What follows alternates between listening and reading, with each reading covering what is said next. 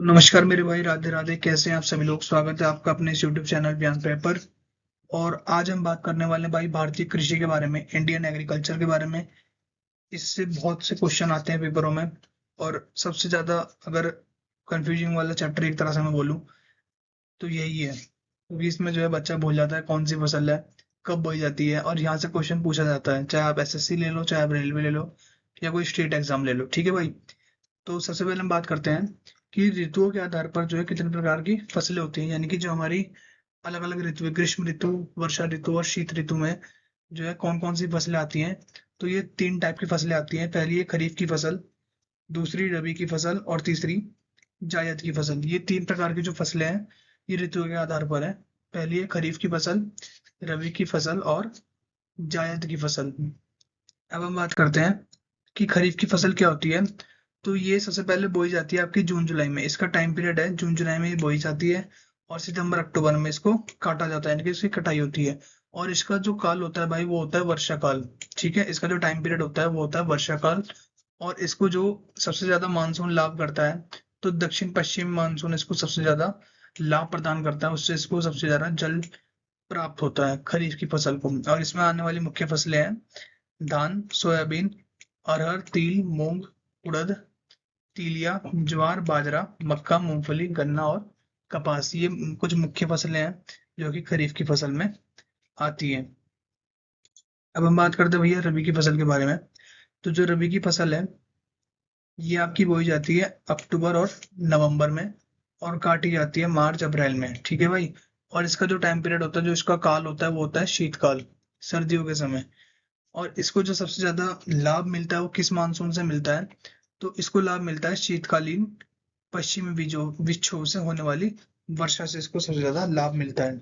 इसमें जो हमारी मुख्य फसलें आती हैं वो आती है जौ, गेहूं, चना, मटर, आलू, अलसी, राई और सरसों। ये कुछ इसकी मुख्य फसलें हैं रबी की फसल की।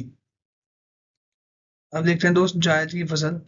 तो रबी एवं खरीफ के मध्यवर्ती काल में बोई जाती है, यानी कि ये रबी और खरीफ के बीच वाले समय में इनको बोया जाता है। और इनको बोया जाता है भाई मार्च में, इनको बोया बोया जाता है। और इनको काटा जाता है जून में। इनका जो काल होता है वो गर्मियों का समय होता है, ग्रीष्म काल होता है। और इसकी मुख्य फसलें ये हैं खीरा, ककड़ी, तरबूज, खरबूजा, करेला और भिंडी। ये जो गर्मियों का सीजन जो भी वर्तमान में चल भी रहा है, ये जायद की फसलों में आता है। अब हम कुछ बात करते हैं कि भारत की कुछ प्रमुख फसलें हैं, यानी कि इनको अलग अलग जो है क्षेत्रों के आधार पर बांटा गया है। जैसे सबसे पहले आती है हमारे पास में खाद्यान्न फसलें। तो खाद्यान्न फसलें क्या होती हैं? तो खाद्यान्न फसलें बेसिकली वो होती हैं जो मानव द्वारा अपने भोजन के रूप में इस्तेमाल की जाती है। इसमें बेसिकली हमारा अनाज आता है। ठीक है, जैसे हमारा चावल हो गया, गेहूं, मक्का, बाजरा, ज्वार और दालें, जो जितने प्रकार की दालें होंगी ये सब खाद्यान्न फसलों में आती हैं। अब हम बात करते हैं भाई नकदी फसलों के बारे में। तो नकदी फसलें हमारी क्या होती है? नकदी फसलें वे फसलें होती हैं भाई जिनको हम तुरंत बाजार में जाकर उनसे मुनाफा प्रॉफिट कमा लेते हैं, यानी कि तुरंत बेचकर उनसे, एक तो वो तुरंत इस्तेमाल होती है और तुरंत बाजार में बिकती है। ठीक है, मुनाफे के रूप में जैसे आपका कपास हो गया, जूट हो गया, गन्ना हो गया, तंबाकू हो गया, मूंगफली हो गया, तिल हो गया, ये आपके कुछ, या सरसों होगी, ये आपकी नकदी फसलों में आती है। अब दोस्त तीसरे प्रकार की जो फसलें होती हैं वो होती हैं भाई वृक्षारोपण फसलें। तो वृक्षारोपण नाम से ही पता लग रहा है, जो वृक्षारोपण करके उगाई जाती है। जैसे आपकी चाय होगी, कॉफी होगी, मसाले हो गए, इलायची होगी, मिर्च होगी। और यानी कि जिनको जो है पौधों द्वारा प्राप्त किया जाता है, वृक्षारोपण फसलें होती हैं। और इन फसलों की सबसे बड़ी खासियत ये होती है कि ये अत्यधिक मुनाफे वाली फसलें होती हैं। और इनमें लागत भी उसी प्रकार की आती है, यानी कि इसमें अधिक जो है श्रम लगता है। उसके बाद में हमारे हमारे पास आती है बागवानी फसलें। ये जो बागवानी फसलें, जैसे इसमें हमारे फल आते हैं, सब्जी आती है सीजनल, जैसे सेब हो गया, आम हो गया, बादाम हो गया, और आपका अंगूर, केला, या कुछ सभी प्रकार की सब्जियां जो है बागवानी फसलों में आती है। तो चार फसलें हमने पढ़ी है इसमें, खाद्यान्न फसलें, नगदी फसलें, वृक्षारोपण फसलें और बागवानी फसलें। अब इसमें कुछ पूछ लेता है, कुछ इंपॉर्टेंट है, जैसे आपसे पूछ लेता है कि एपीकल्चर। एपीकल्चर क्या होता है भाई? एपीकल्चर होता है मधुमक्खी पालन। विटीकल्चर आपका अंगूर उत्पादन से संबंधित है। फ्लोरिकल्चर भैया फूलों के उत्पादन से, जो कि आपका जितने भी हम फूल वगैरह उगाते हैं ये बागवानी में आता है, फ्लोरिकल्चर है। ठीक है। फिशिकल्चर नाम से पता लग रहा है, फिशिकल्चर मछली उत्पादन से। हॉर्टिकल्चर बागवानी से। एरोपोनिक्स ये आपका हवा में पौधे उगाने की विधि है, उससे संबंधित है। और हाइड्रो हाइड्रो क्या होता है, वाटर होता है। हाइड्रोपोनिक्स ये आपका जल में पौधे उगाने की विधि है। जैसे नाम से ही पता लग रहा है, एरोप्लेन, एरोपोनिक्स यानी कि हवा में पौधे उगाने की, हाइड्रोपोनिक्स यानी कि हाइड्रो यानी कि जल, जल में पौधे उगाने की विधि। ठीक है भाई। तो कुछ प्रमुख कृषि बोर्ड और उनके मुख्यालय देख लेते हैं। जैसे कि हमारा कॉफी बोर्ड है, तो कॉफी बोर्ड आपका मुख्यालय कहाँ है इसका, बेंगलोर कर्नाटक में। इंपॉर्टेंट है भैया। इसकी स्थापना हुई थी 1942 में और इसमें थे 33 सदस्य। ठीक है। जैसे आपका रबड़ बोर्ड है, तो रबड़ बोर्ड जो है आपका केरला में है, कोट्टायम केरला में है। 1947 में इसकी स्थापना हुई थी और 28 सदस्य थे इसमें। जो आपका चाय बोर्ड है, ये आपका कलकत्ता में है, पश्चिम बंगाल में।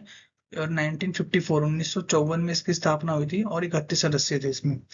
जो आपका दोस्त तंबाकू बोर्ड है, ये आपका गुंटूर आंध्र प्रदेश में है। 1976 में इसकी स्थापना हुई थी और इसमें 21 सदस्य थे।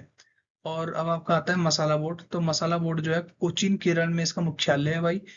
और 1887 में इसकी स्थापना हुई थी और 32 ही सदस्य थे इसमें, लिमिट थी बस, 32 से ज्यादा सदस्य नहीं हो सकते थे इसमें। ठीक है भैया। अब हम बात करते हैं भाई स्थानांतरण खेती के बारे में, यानी कि जो हम खेती, शिफ्टिंग जो हमारी खेती होती है उसके बारे में हम बात करने वाले हैं।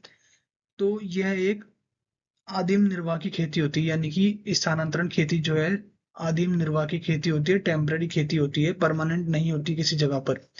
जिसमें रोपण के लिए, यानी कि आपको जो खेत के लिए आपको जंगलों को साफ करना, जलाना शामिल होता है। इसे स्लैश एंड बर्न खेती के नाम से भी जाना जाता है।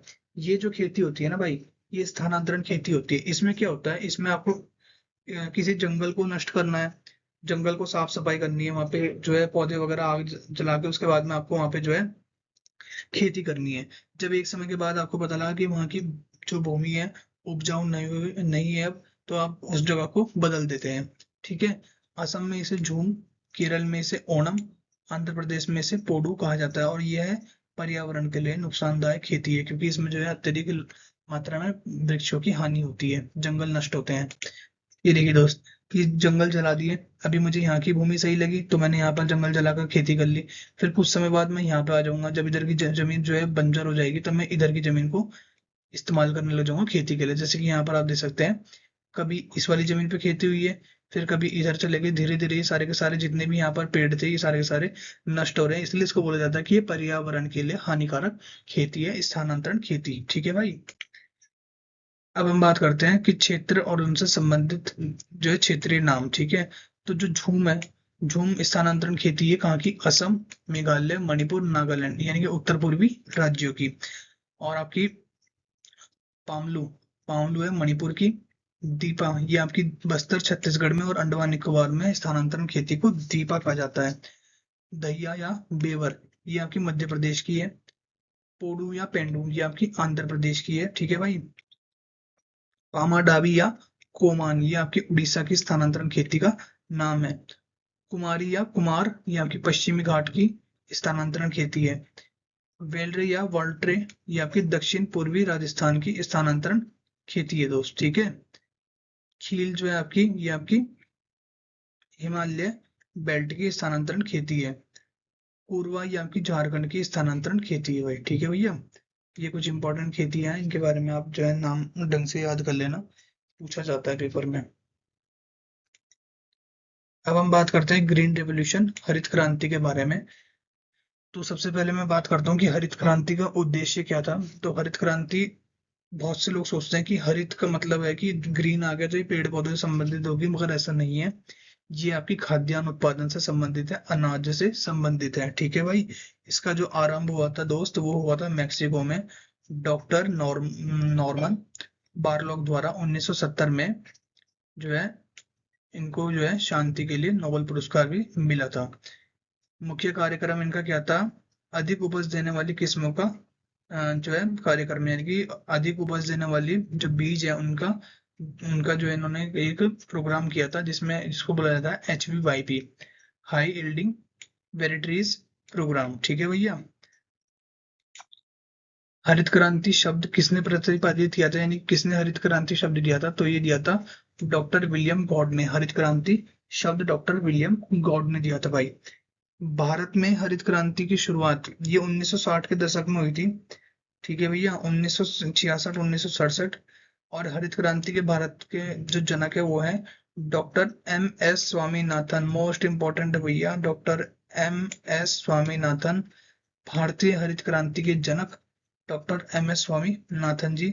और इसके जो मुख्य प्रभावी क्षेत्र थे वो था पंजाब, हरियाणा और पश्चिमी उत्तर प्रदेश। इनमें जो है हरित क्रांति की लहर दौड़ी थी।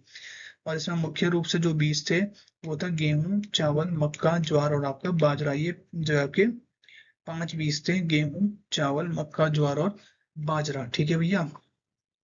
अब हम बात करते हैं कुछ प्रमुख क्रांतियों के बारे में। तो जैसे कि आपकी काली क्रांति है, तो काली क्रांति दोस्त आपकी पेट्रोलियम उत्पादन से संबंधित है।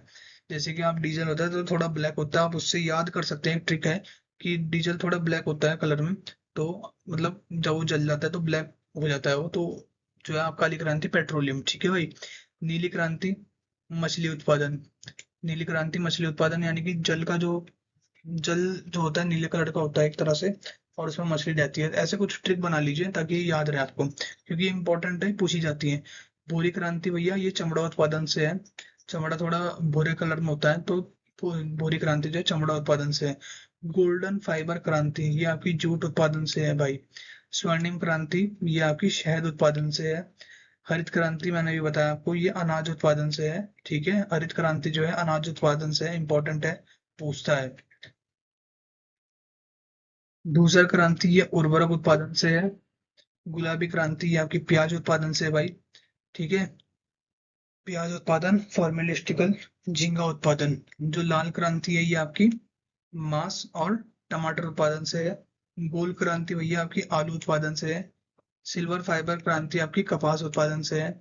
और आपकी सिल्वर या रजत क्रांति आपकी अंडा और कुक्कुट उत्पादन से है भैया। श्वेत क्रांति दूध उत्पादन से है, ये भी इंपॉर्टेंट है श्वेत क्रांति। पीली क्रांति आपकी तिलहन उत्पादन से है। और हरित स्वर्ण क्रांति, देखो यहाँ पे बच्चा कंफ्यूज हो जाता है। एक है हरित क्रांति, हरित क्रांति मैंने ये बताया आपको अनाज उत्पादन से, मगर ये है हरित स्वर्ण क्रांति। हरा सोना किसको बोला जाता है भाई? तो जो हरा सोना है वो बांस को बोला जाता है भैया, हरा सोना, बैम्बू को हरा सोना बोला जाता है, ये भी इंपॉर्टेंट है। तो हरित क्रांति जो है आपकी बैम्बू उत्पादन से संबंधित है। अब हम बात करते हैं व्हाइट रिवॉल्यूशन के बारे में, श्वेत क्रांति के बारे में। तो ये जो श्वेत क्रांति है ये दूध उत्पादन को बढ़ाना इसका उद्देश्य था। 1970 में इसकी शुरुआत हुई थी ऑपरेशन फ्लड के नाम से। डॉक्टर वर्गीज कुरियन ने इसकी शुरुआत करी थी, ठीक है। और राष्ट्रीय दुग्ध दिवस 26 नवंबर को मनाया जाता है। डॉक्टर वर्गीज कुरियन को जो है मिल्क मैन ऑफ इंडिया यानी कि भारत का दूध वाला कहा जाता था, ठीक है भाई। उन्होंने गुजरात के आनंद शहर में सहकारी डेयरी मॉडल की शुरुआत करी थी, जिसे हम वर्तमान में अमूल के नाम से जानते हैं, ठीक है भैया। अब हम बात करते हैं राष्ट्रीय डेयरी विकास बोर्ड। इसकी स्थापना 1965 में हुई थी। और राष्ट्रीय डेयरी रिसर्च इंस्टीट्यूट या संस्थान ये करनाल में है, हरियाणा में स्थापित है। 1923 में इसकी स्थापना हुई थी भैया, ठीक है। आई होप ये वीडियो आपको बहुत हेल्पफुल रहेगी और आप इसके प्रॉपर नोट्स बनाते चलिए भाई। मैं बता रहा हूँ जो ये टॉपिक इसमें चल रहे हैं ये प्रॉपर चल रहे हैं, और आप इनके प्रॉपर अगर एक तरह से एक नोटबुक लेके प्रॉपर नोट्स बनाते चलेंगे तो आपको इंडियन ज्योग्राफी में मोस्टली पार्ट आपका कवर हो जाएगा, ठीक है। Thank you very much.